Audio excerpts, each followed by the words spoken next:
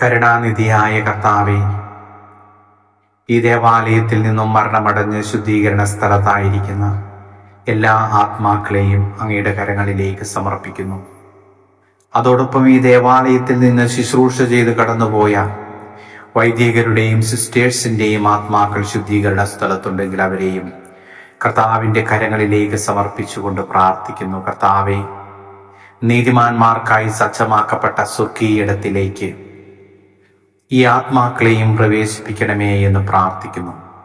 ജീവിതകാലത്ത് ചെയ്തു പോയ തെറ്റുകളിൽ നിന്ന് മുഖം മറച്ചുകൊണ്ട് അവർ ചെയ്ത നല്ല കാര്യങ്ങളുടെ യോഗ്യതയാലും പങ്കുകൊണ്ട വിശുദ്ധ കുർബാനകളുടെ യോഗ്യതയാലും കർത്താവെ, അവിടുന്ന് നിത്യജീവനിലേക്ക് പ്രവേശിപ്പിക്കണമേ എന്ന് അങ്ങയോട് ഞങ്ങൾ പ്രാർത്ഥിക്കുന്നു.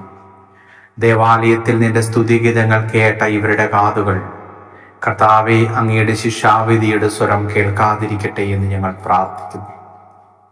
പരിശുദ്ധമായ ദേവാലയത്തിലൂടെ സഞ്ചരിച്ച അവരുടെ പാദങ്ങളെ നിത്യപ്രകാശത്തിൽ സഞ്ചരിക്കുവാനിടയാക്കണമേ എന്ന് പ്രാർത്ഥിക്കുന്നു.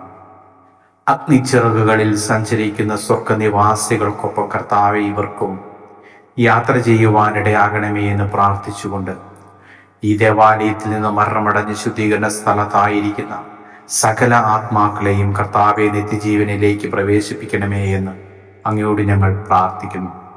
ജത്രൂദിന്റെ പ്രാർത്ഥന ചൊല്ലിക്കൊണ്ട് ആത്മാക്കൾക്ക് വേണ്ടി ഞങ്ങൾ പ്രാർത്ഥിക്കുന്നു.